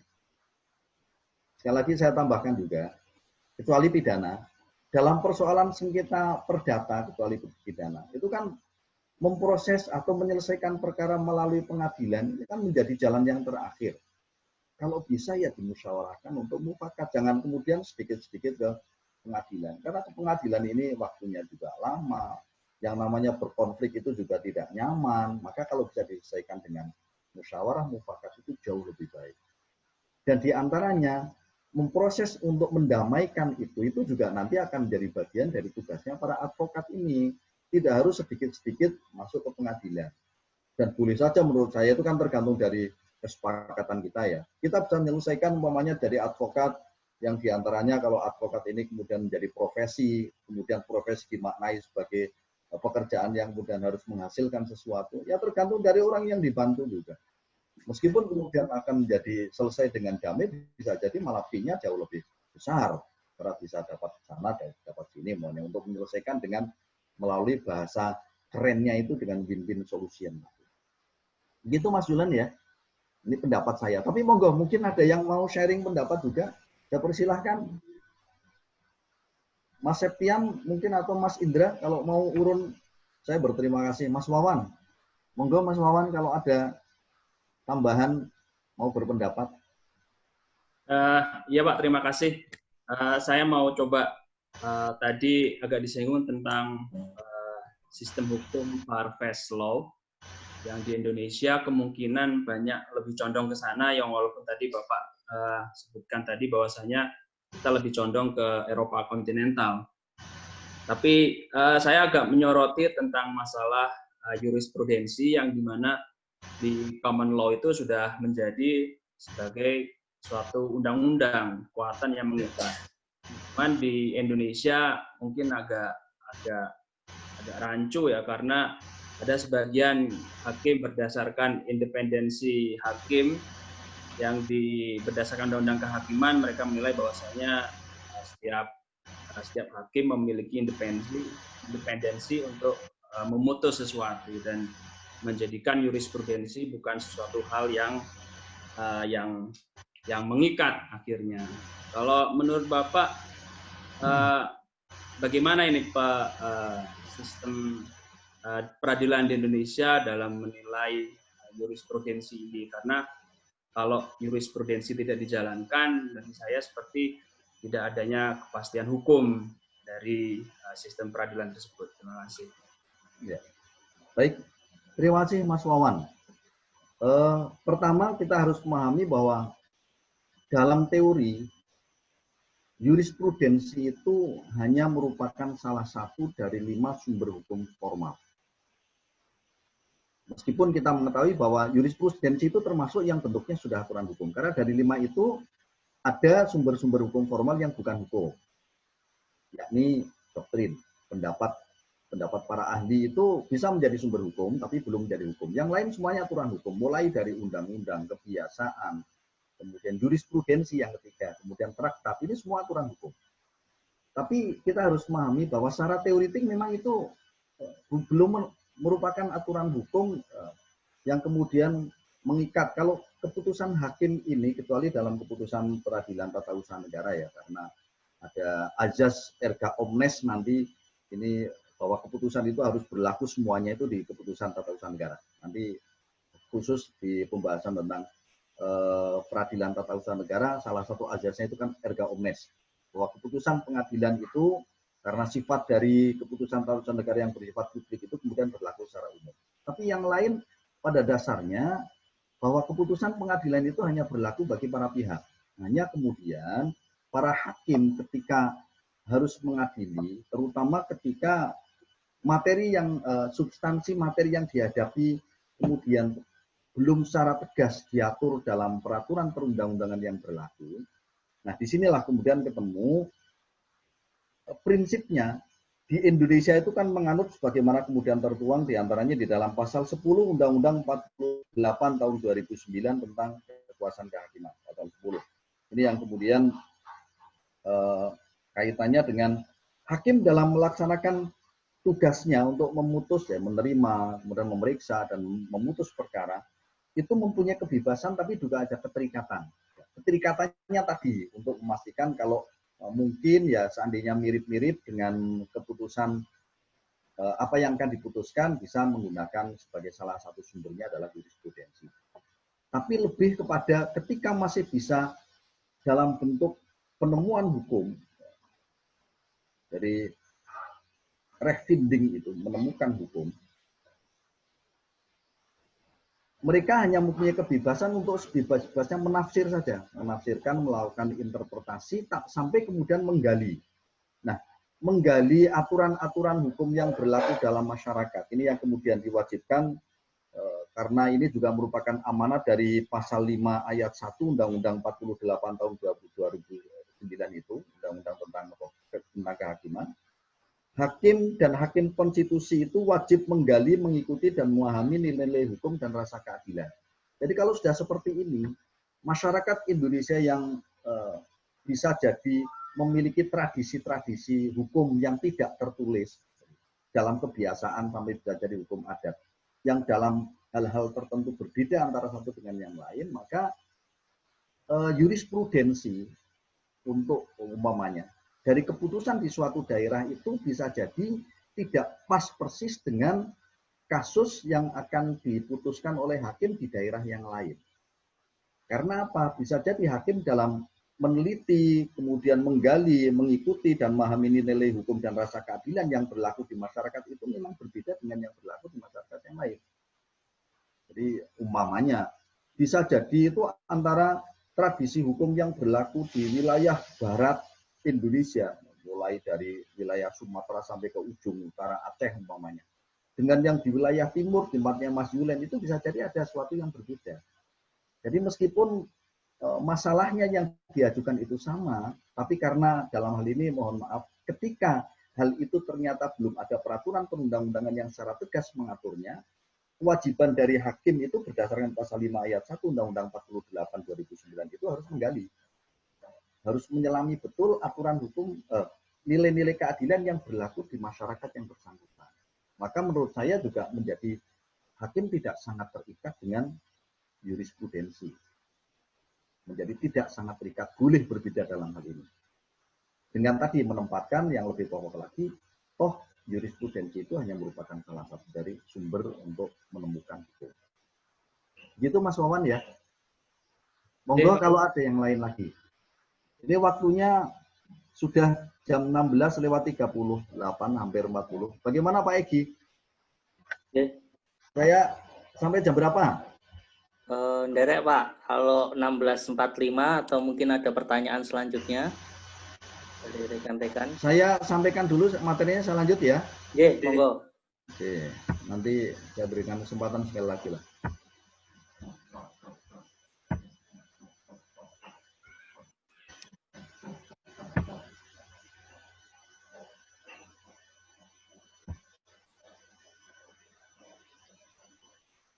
Nah, ini saya kira hal yang sangat umum. Ini sepintas selalu tidak perlu saya batal lah. Kekuasaan kehakiman, sistem dan bentuk pengadilan di Indonesia. Ini saya kira sudah sangat mafhum. Kekuasaan merupakan kekuasaan merdeka. Kekuasaan kehakiman dilakukan oleh Mahkamah Agung dan Mahkamah Konstitusi. Badan peradilan yang berada di Mahkamah Agung terdiri dari pengadilan umum, agama, militer, dan tata usaha negara. Ini hal-hal yang sangat umum saya kira.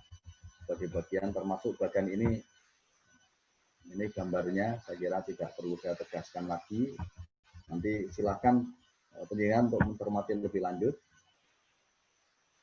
Nah, kita akan coba lihat ini sistem peradilan khusus dalam sistem peradilan di Indonesia.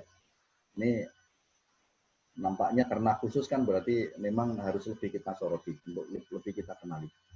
Dalam pasal 15 Undang-Undang Kekuasaan Kehakiman, Undang-Undang 48, mengatur bahwa pengadilan khusus itu sebagai berikut. Pengadilan khusus hanya dapat dibentuk dalam salah satu lingkungan peradilan, sebagaimana dimaksud dalam pasal 10 yang diatur dengan undang-undang. Undang-undangnya tadi 48 ya, Undang-Undang 45. Pengadilan Syariah Islam di Provinsi Nangro Aceh Darussalam merupakan pengadilan khusus dalam lingkungan peradilan agama sepanjang, ini ada ketentuan. Jadi meskipun di Nangro Aceh Darussalam yang di sana kemudian diberikan kekhususan untuk menggunakan syariat Islam sebagai dasar keputusan berbagai macam perbuatan-perbuatan di wilayah Nangro Aceh Darussalam, itu pun kemudian pada dasarnya hanya ada lingkungan ya, ada peradilan agama yang kemudian kewenangannya juga sama dengan lingkungan peradilan agama di wilayah provinsi yang lain. Karena apa? Pengadilan khusus dalam lingkungan peradilan agama itu di Nangro Aceh Darussalam itu hanya sepanjang kewenangannya menyangkut kewenangan peradilan agama dan merupakan pengadilan khusus dalam lingkungan peradilan umum sepanjang kewenangannya menyangkut peradilan umum. Jadi kalau umpamanya dalam persoalan jual beli yang tidak didasarkan pada peraturan pada syariat Islam, apalagi dalam hukum pidananya, yang mengadili maksud saya tetap pengadilan umum meskipun menggunakan syariat Islam. Hanya dibidangkan. Kemudian peradilan agama di sana juga kewenangannya hanya berkait dengan kewenangan untuk menyelesaikan hal-hal tadi, persoalan cerai atau talak, kemudian waris, hibah, termasuk kemudian perekonomian syariah, kemudian masuk Jadi peradilan khusus yang dikenal di Indonesia itu paling tidak kemudian ada peradilan anak, peradilan niaga, peradilan HAM, peradilan tindak pidana korupsi, kemudian peradilan industrial, dan peradilan pajak. Ini yang khusus masing-masing sudah dibuat berdasarkan undang-undang sendiri.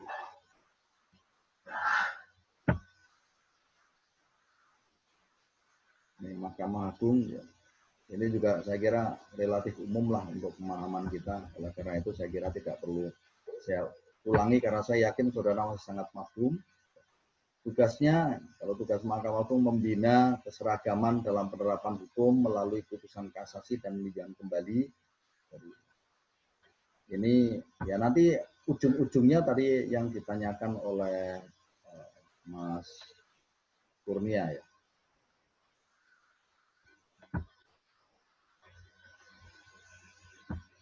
Ini kaitannya dengan tadi kaitannya dengan persoalan jurisprudensi. Memang kemudian ujung-ujungnya kalau ternyata ya kita itu karena peradilannya bertingkat, ada tingkat 1, tingkat 2, ada kasasi. Mahkamah Agung yang kemudian menjadi peradilan kasasi itu untuk memastikan supaya kemudian ada keseragaman, memang ketika seandainya ada keputusan pengadilan tingkat banding umpamanya yang ternyata berbeda dengan jurisprudensi yang sudah ada, kemudian masih ada yang menolak, ada yang tidak puas, ya bisa saja kemudian Mahkamah Agung dalam kaitannya dengan membina keseragaman dalam penerapan hukum melalui putusan kasasi dan peninjauan kembali. Karena nanti yang akan menjadi jurisprudensi diantaranya adalah keputusan-keputusan kasasi. Karena sudah mempunyai kekuatan hukum. Kemudian yang kedua, menjaga agar semua hukum dalam undang-undang seluruh wilayah negara Indonesia diterapkan secara adil, tepat, dan benar. Tadi sudah saya singgung dari awal bahwa kasasi itu memang lebih kepada penerapan hukum. Bukan untuk meneliti bagaimana jalannya kasus, tapi bagaimana cara penerapan hukumnya. Fungsi pengawasan tertinggi, ini fungsi Mahkamah Agung terhadap jalannya peradilan di sebuah lingkungan, pekerjaan pengadilan, meminta keterangan tentang teknis peradilannya, dan memberikan peringatan, teguran, serta petunjuk yang diperlukan tanpa mengurangi kebebasan hakim. Karena hakim betapapun kemudian sekali lagi mempunyai kebebasan, ada free abundant aid, free abundant aid. Ada kebebasan, tapi kebebasan yang relatif terikat. Ada kebebasannya, tapi ada abundant. Ini masih fungsi mengatur. Jadi MA mempunyai fungsi mengatur terkait dengan kelancaran penyelenggaraan peradilan. Kemudian dapat membuat peraturan acara tersendiri bila dianggap perlu. Kemudian juga ada fungsi mengatur, fungsi memberi nasihat, dan fungsi administrasi. Fungsi nasihat itu memberikan nasihat atau pertimbangan dalam bidang hukum kepada lembaga tinggi negara, pada presiden, minta keterangan dari dan memberi petunjuk kepada semua lingkungan peradilan. Ini kewenangan-kewenangan dari Mahkamah Agung. Ini karena nanti secara khusus juga akan dikupas lagi. Ada peradilan konstitusi, kemudian ada peradilan pidana, peradilan perdata.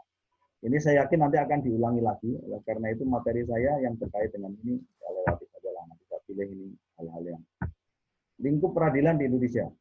Tadi sudah saya singgung. Peradilan umum yang diatur dalam Undang-Undang Nomor 8 dan kemudian diubah dengan Undang-Undang 49 tahun 2009. Peradilan umum adalah lingkungan peradilan di bawah Mahkamah Agung yang menjalankan kekuasaan kehakiman bagi rakyat dari keadilan. Karena tadi ada pengadilan umum, ada pengadilan khusus. Pengadilan khusus ada agama, militer, tata usaha negara. Bahkan ada secara khusus tadi ada peradilan anak, tipikor, dan segala macam. Di pengadilan negeri tingkat pertama, kemudian pengadilan tingkat banding, tadi sudah saya singgung, saya kira saya tidak akan lebih jauh. Peradilan agama, ini undang-undangnya nomor 789 dan juga dengan undang-undang 3 2006 dan undang-undang 50 2009. Ini secara khusus, peradilan agama, lingkungan peradilan di bawah Mahkamah Agung, bagi pencari keadilan yang beragama Islam mengenai perkara perdata tertentu yang diatur dalam pasal. Ini yang kemudian muncul di sini ada apa sih materinya? Perkawinan, waris, wasiat, hibah, wakaf, zakat, infak, sedekah, ekonomi syariah yang dilakukan berdasarkan hukum Islam.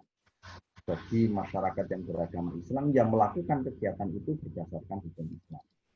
Jadi kesimpulan dari saya, meskipun orang Islam atau mereka yang beragama Islam, tapi kalau melakukan kegiatan dalam perekonomian umpamanya, atau mungkin dalam hal pewarisan, dalam hal memberi sesuatu hadiah yang tidak didasarkan pada hukum Islam, kalau terjadi sengketa ya, atau memberikan sesuatu infak, istilah lain secara umum ya sedekah atau pemberian cuma-cuma hibah yang tidak dilakukan berdasarkan hukum Islam tidak menjadi kompetensinya pengadilan agama.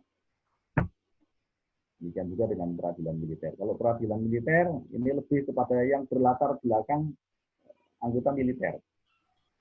Ini tentu saja kemudian karena Polri sekarang sudah tidak lagi menjadi bagian dari militer, maka apa yang dilakukan oleh Polri tidak masuk menjadi kompetensinya peradilan militer ketika ada anggota Polri yang melakukan tindak-tindak pidana.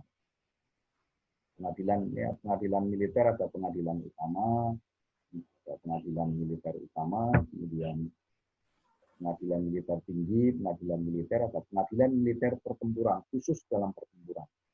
Ya, khusus dalam pertempuran adalah badan pelaksana kekuasaan kehakiman di lingkungan militer untuk memeriksa dan memutuskan perkara pidana yang dilakukan oleh prajurit di dalam pertempuran.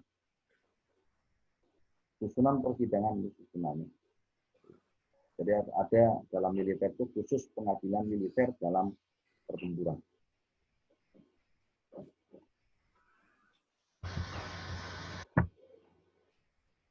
Ini peradilan tata usaha negara, yang lainnya dan saya kira ini ada karena ketentuan dalam pasal 25 dalam pasal 25 itu Undang-Undang Dasar 45 lingkungan peradilan di bawah Mahkamah Agung itu peradilan umum, kemudian agama, tata militer, tata usaha negara. Tata usaha negara ini yang insya Allah nanti akan ditermati atau akan dikupas lebih jauh karena ini hanya saya menampilkan tentang sistem bagian-bagian yang umum dulu.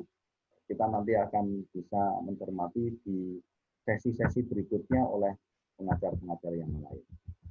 Saya kira ini dari saya dan saya mohon maaf mungkin waktunya juga sebenarnya yang relatif sempit. Ini tadi yang sudah saya singgung ya. Di bawah ada pengadilan umum, di bawah peradilan pengadilan khusus di bawah pengadilan umum. Ada 7. Kalau menurut undang-undangnya sekarang ada, kita lihat ada tuh pengadilan anak, niaga, HAM, kemudian tipikor, kemudian ada hubungan industrial, syariah di Nangro Aceh Darussalam, dan ada pengadilan lalu lintas. Baik, terima kasih. Saya akan kembali ke memberikan kesempatan untuk saudara lagi. Saya kira materi dari saya bisa saya akhiri. Masih saya berikan kesempatan untuk kalau ada yang masih memberikan respon, saya persilahkan. Ini waktunya sudah hampir jam 5. Monggo. Kalau di tempatnya Mas Julen ini sudah jam 18.51. Sudah 18.51 ya? Iya, Pak. Sudah malam. Silakan kalau ada yang mau tanya. Bu Eka, halo, Kebumen. Belum. Oh, belum. Mbak Ewik nggak ada juga? Kalau tidak ada, ya kita istirahat dulu karena nanti masih akan dilanjutkan dengan sesi dari Dr. Beni. Saya kira ini Pak Egi ya. Dari saya, dari peserta juga tidak ada pertanyaan, tapi boleh bertanya disampaikan ke panitia yang ditujukan ke saya, nanti akan saya jawab melalui surat, saya tulis nanti. Biar bisa dikomunikasikan ke saudara semua melalui panitia, melalui Pak Egi. Gitu ya. Sekali lagi banyak lebih kurangnya mohon maaf. Jadi saya cukup sekian. Selamat sore, selamat malam untuk Mas Yulen. Assalamualaikum warahmatullahi wabarakatuh. Waalaikumsalam warahmatullahi wabarakatuh. Terima kasih Bapak Haji Sukirno, SHMH yang sudah menyampaikan materi pada sore hari ini. Rekan-rekan bisa bermanfaat untuk PKPA ini. Kemudian selanjutnya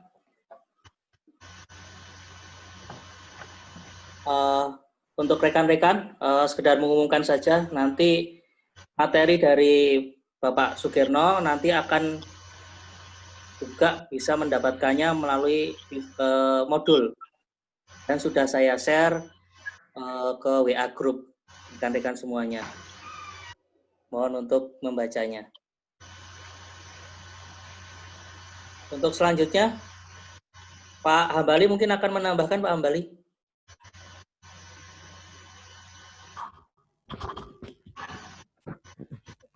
Iya, maaf Pak Dekan, Pak Egi tadi lepas tadi karena sinyal barangkali ya.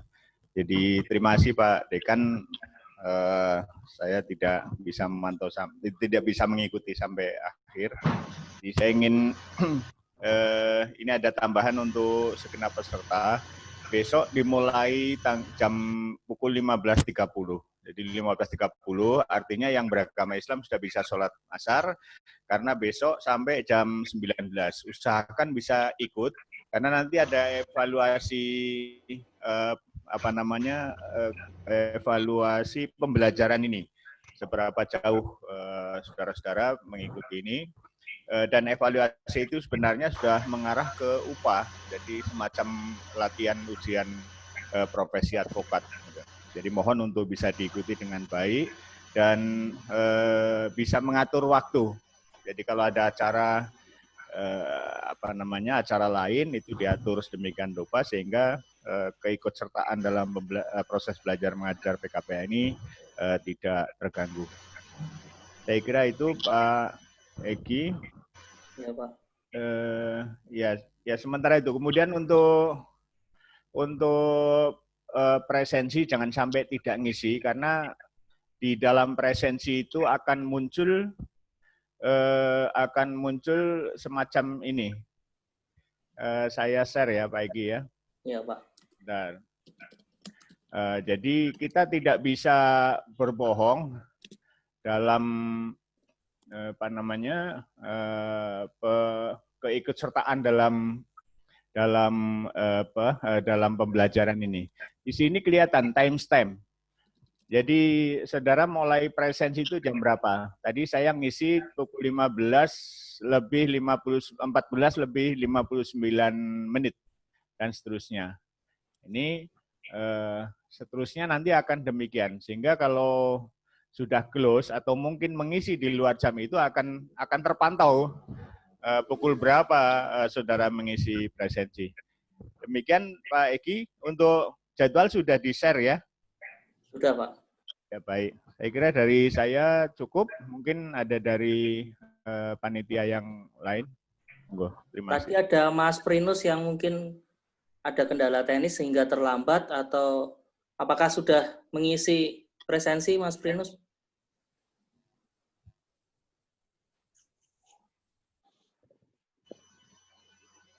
Di-unmute.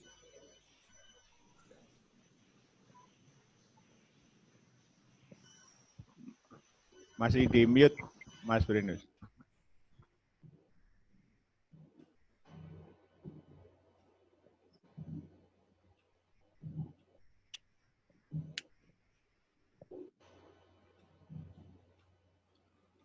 Halo Mas Prinus. Presensinya belum. Tadi ada kendala bagian passwordnya tadi. Ya, di Zoom grup chat itu ada presensi, link presensi, mungkin bisa diisi. Saya coba dulu. Ya. Iya. Terima kasih Mas. Iya. Ya memang kendalanya teknologi begini, kita harus hati-hati jangan sampai kita terjebak oleh teknologi, jangan sampai ketinggalan. Kemudian untuk Mas Primus tadi sempat lepas videonya, itu saya pikir tidak karena tadi belum hadir ketika membaca kita bacakan tata tertib. Itu setiap sesi itu para peserta harus tampak wajah, kemudian tidak boleh menonaktifkan kamera, dan kemudian juga tidak boleh meninggalkan ruang Zoom. Sehingga ketika mau mulai, ya tolong mungkin kalau perlu minum, perlu makanan kecil, ya disiapkan aja di depan. Ya. Karena jangan sampai lepas. Ya. Benar-benar dari pengalaman yang kemarin, yang tidak lulus itu memang mengabaikan. Seperti tadi dari Pak Dekan, Pak Sukirno, saya kira mungkin kalau tidak dicermati itu seperti hal biasa saja, tapi banyak hal-hal baru yang sebenarnya mungkin belum pernah kita dengar di bangku kuliah. Apalagi kebetulan kalau Pak Sukirno ini dosen DPK, jadi tidak mungkin jadi advokat karena pegawai negeri. Tetap nanti kalau dari praktisi itu akan lebih banyak sekali hal-hal yang mungkin belum pernah ditemukan di dalam bangku perkuliahan. Untuk itu mohon benar-benar dicamkan karena advokat itu ya praktisi, dan praktisi pasti teoritisi. Untuk itu teorinya harus dipahami, prakteknya juga dipahami. Terima kasih, Mas Egi. Baik, Pak. Yang lainnya mungkin ada yang mau disampaikan? Rekan-rekan semuanya?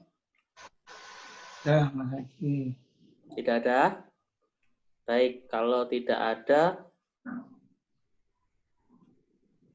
akan kita akhiri untuk pertemuan pada sore hari ini dan dilanjutkan pada besok. Sebelum lanjutkan pada besok, diharapkan rekan-rekan semuanya cek sinyal apakah sudah baik atau masih belum. Jika belum baik, silakan mencari tempat yang sinyalnya bagus. Termasuk juga dalam mengikuti PKPA ini diharapkan rekan-rekan semuanya senyaman mungkin. Gitu mungkin rekan-rekan semuanya. Kepada Pak Hambali. Sebentar Pak Egi. Baik. Ini saya cek di ruang operator. Itu ternyata Prinus belum presensi. Oke. Ya, tolong segera diklik diisi. Nanti ini ditutup, itu close, otomatis close. Otomatis presensinya itu close, tutup itu. Mas segera diisi. Ini tadi saya cek ternyata belum isi Prinus ya. Ya. Ya, atau tolong dibantu Mas Egi mengisikannya, nanti diklik. Ya dah. Nggak apa-apa, nanti dibantu Pak Egi. Selanjutnya mohon diperhatikan ya presensi. Kita tidak bisa membantu kalau sudah close. Kalau sudah close itu sudah dikompilasi, ya sudah. Berarti dianggap tidak hadir gitu. Berbeda dengan kalau offline. Kalau offline kan bisa menemui petugas. Tolonglah saya belum absen tadi lah. Ini tidak bisa minta tolong ke komputer itu. Ya, komputer itu sangat taat dan patuh. Kita klik ketik A pasti keluar A. Kita ketik B pasti keluar B. Nah, kalau offline kan ketik A bisa keluar B. Gitu. Kalau ketemu orang itu ketik A bisa keluar B gitu. Nah itu. Makanya ada hukum bisnis, bisa jadi ada bisnis hukum juga. Oke, terima kasih Pak Egi. Ya Pak, siap Pak.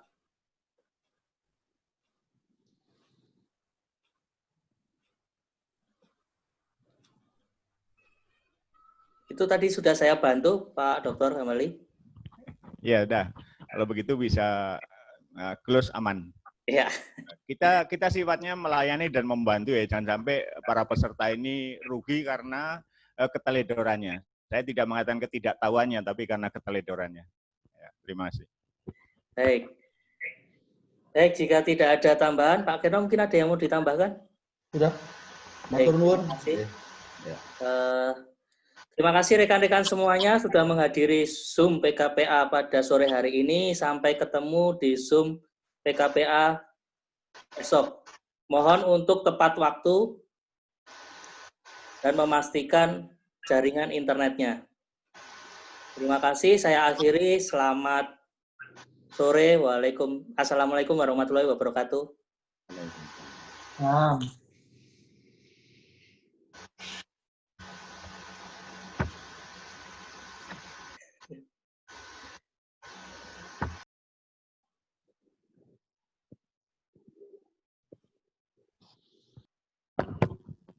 Mantap, mantap. Semua mantap. Ya, Pak. Ya, wah, ini udah pantas jadi advokat lah. Ya, Mas Mubarok, Mas Herman, Mas Wawan. Udah fish advokat ini profilnya. Doanya, Pak. Baik, ini penyiar Mas Egi. Oh. Iya. Ya, suaranya beda kan tadi. Kalau Mbak Ewi itu penyair. Ya, Iya, Pak. ya saya pamit ya. Ya, Pak, terima kasih semuanya. Sukses. Saya tutup ya rekan-rekan semuanya. Selamat sore.